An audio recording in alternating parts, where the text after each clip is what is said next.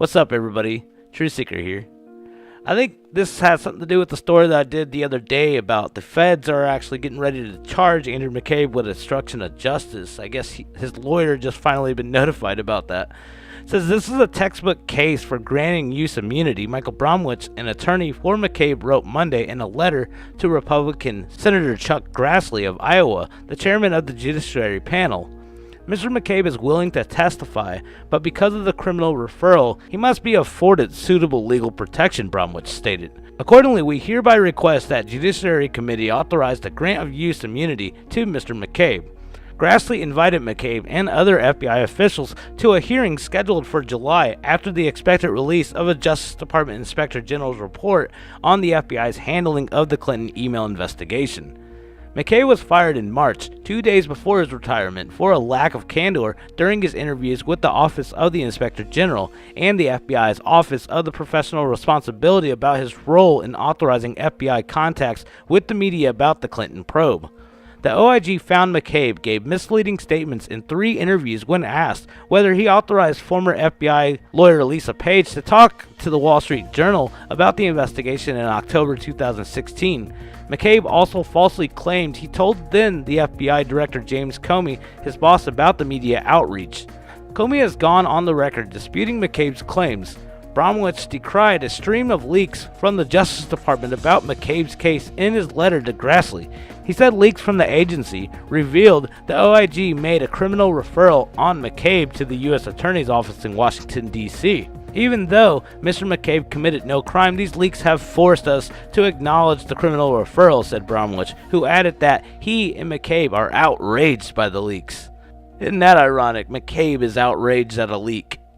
Bromwich issued the complaint despite the leak allegations against his client. The OIG found McCabe attempted to blame other FBI officials for the very same media contacts that he authorized Page to make with the Wall Street Journal, according to a preliminary report released on April 13th.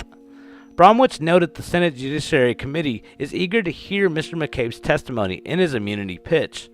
Immunity is warranted because Mr. McCabe is eager to give such testimony. He has a legitimate fear of criminal prosecution based on the criminal referral that has already been made, the irregularities in the process by which he was terminated, and the improper command influence that continues to be exercised by the President of the United States. Bromwich has accused President Donald Trump of improperly targeting McCabe in a series of tweets about political donations that McCabe's wife received in 2015 from then Democratic Governor Terry McAuliffe of Virginia, a longtime Clinton ally. Grassley said he plans to consult with California Senator Dianne Feinstein, the top Democrat on the Judiciary panel, to consider the immunity request. He noted an immunity order would require a 2/3 majority vote, and that even if that were to occur, the Justice Department would then have a formal opportunity to delay any testimony and attempt to persuade the committee not to proceed.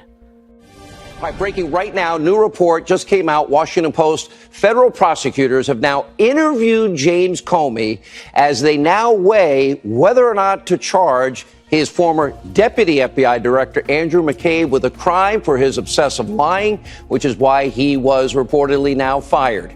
It looks like 2 key members of the deep state, they're now turning on each other, and this could be the signs of the wall collapsing. So is McCabe and others now finally going to be exposed about their constant extreme wrongdoing? I've said many times on this show, starting in January, this is the year of the boomerang. We'll give you all the breaking developments. And also tonight, according to reports, the disgraced former deputy FBI director McCabe, who, as we said, was fired because of his pattern of blatant lying, he wrote a personal, confidential memo detailing his so-called concerns over the president's decision to fire his former boss and personal friend. Now, McCabe reportedly turned that memo over to, there you see it, Robert Mueller's team of witch hunters, the so-called investigators, Democratic donors, Hillary supporters, to help their efforts. And as you can imagine, the Trump-hating press and their friends in the left, they were very excited. Very wrong, as I'll explain in a second, but very excited. Take a look.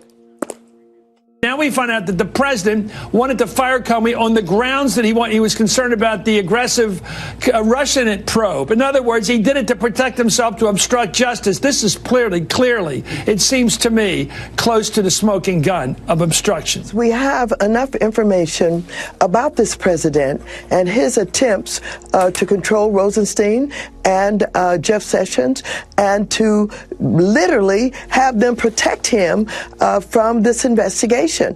I think it is clear that he's obstructed justice. The question about the president and Comey's firing has always been, what did it mean about the Russian investigation? Mm-hmm. Rod Rosenstein is one of the people that Donald Trump has been hammering, that he doesn't trust him and all the such. But if Rosenstein really did try to give him a cover story to fire Comey, I wonder why. I mean, talk about repaying a favor. I'm just saying that's pretty amazing how this is all turning out. Pretty amazing how dumb my so-called colleagues in this industry are. You know what? It's not a real news story. More lies, more hysteria, more breathless reporting of so-called news.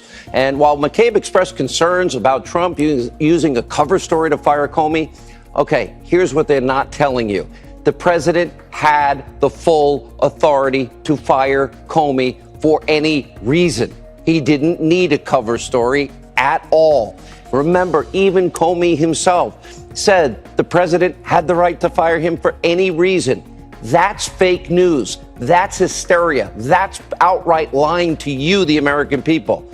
Now, this comes after our own Adam Housley reported that McCabe allegedly threatened to take others down with him if he was fired.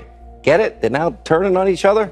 Now, in reality, this McCabe memo provides literally no evidence that the president did anything wrong. Instead, the memo does reveal something else. According to the document, the Deputy Attorney General, Rod Rosenstein, I've been warning you to keep that name in your head. He told McCabe about conversations he had with the president surrounding the FBI's Russia investigation and the firing of Comey. Now, this means Rod Rosenstein, again, is obviously a witness to the special counsel's investigation. Witness number one, this very investigation he's overseeing. He's even more compromised than we thought tonight. So how is it possible, again, the Attorney General, Jeff Sessions, recused himself over so-called possible conflicts of interest, citing the wrong law and statute in doing so, but Rod Rosenstein, he's not conflicted? Remember, he also signed that final FISA warrant. He put his signature on it. And that was with the bought and paid for Hillary Clinton dossier, Russian propaganda, a foreign agent literally using Russian lies. Yeah, to lie to you, the American people. Just one more wrinkle to Mueller's completely flawed, fraudulent witch hunt. It needs to end. Look at what this is doing to this country. And by the way, you, the American people, have already paid more than $16 million to fund this partisan effort of Robert Mueller. And for what? 379 days without any evidence of any Russia so-called collusion whatsoever. Nothing. Don't you just love it how everything works out the way it's supposed to? It's just totally awesome. I mean, this is stuff, that I've been stating in my last few videos and stuff, and so many libs come to my comments and go, oh, this ain't out in the mainstream news, this is fake, blah, blah, blah, and, well, here you go. I love it. But, yeah, they're all collapsing. They're all sitting there pointing fingers at each other. They're all throwing each other under the bus. I mean, this is going to get really, really juicy, everybody. But what do you think about all this? I mean, $16 million already wasted in tax money. I mean, is there a way that we, the American people, get that back? And it's funny, too, that he was saying that people were sitting there trying to spin the whole him firing Comey thing. This is obstruction of justice. I said that in a few videos ago, and now that's being covered. So, I mean, I keep seeing story after story after story. I've been doing, get verified. So I know we're on the right path. I know we're looking in the right directions. And it seems like all the other stories that they got surrounding it are just the biggest throw-offs. They don't want people talking about this stuff anymore. They want to distract you on other things. I mean, we can't even get real news to come out from the White House just because we have people like this in there. Last question, Stephen. About police-involved shootings. Stephen. Is the president aware that this is Sorry, about Stephen, police-involved shootings and not about disrespecting the flag? Is the president aware Stephen, of that, Sarah, if you please? could go I ahead. understand you're going to Stephen, but I'm asking, there's an underlying issue, and it just keeps going about disrespect of the flag and soldiers. There are black and brown soldiers that fight in the military as well, who feel that taking a knee, bringing attention to police-involved shootings is something that this White House should deal with. Is the president aware that taking the knee is about police-involved shootings? The president has made his position crystal clear, and that it's about. I let you rudely interrupt me and your colleague. I'm going to ask that you allow me to finish my answer. I would be happy to answer it if you would stop talking long enough to let me do that. The president has made his position crystal clear on this topic. He feels strongly that standing for our national anthem is something that we should do, something that matters to what makes our country special and unique and what sets us apart. He's not going to waver on that, and he's not going to apologize for it. And frankly, more than 70% of Americans agree with him on that matter. If you go back to what the original intent was, this has been made a political argument of which the president is not going to back down from, and he's been clear on it. Stephen, last question. April, I've addressed your question. I'm not going to continue to engage with you. Stephen. The NFL is now telling people they have to stand. Will the president deal with the issue of police-involved shootings? I'm going to deal with the issue of addressing your colleague's question. It's a real question. Can you take it to the president and come back to us? Stephen, go ahead. Always happy to yield to a colleague, but let me ask you about Scott. Now, how could any news reporting ever come out of the White House when people like that are just asking the most stupidest questions over and over and over and interrupting anybody else that actually has a legitimate question? I mean, this is literally the physical form of a DDoS attack. If it's not her doing it, it's Jim Acosta, you know, and it's just back and forth. And it's sad that they actually gotta allow those people to actually be in there. I don't get why.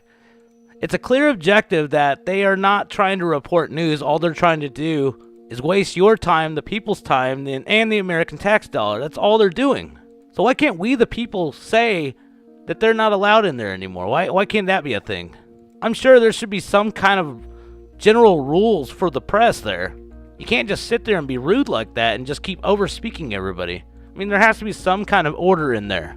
But we're still winning, everybody. Are you getting sick and tired of winning yet? Because I sure am not. But I'm loving every single bit of this. But what do you guys think about all this? Definitely leave your thoughts in the comments below. And thanks for watching, everybody. And if you're not getting my YouTube notifications, you can also go to my website, seekingthetruth.info.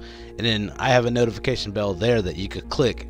And that right there will notify you on whatever browser you're using that I just released a new video, and it'll give you a direct link to the latest YouTube video.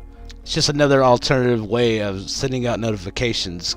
But definitely check it out if you haven't been getting my notifications lately.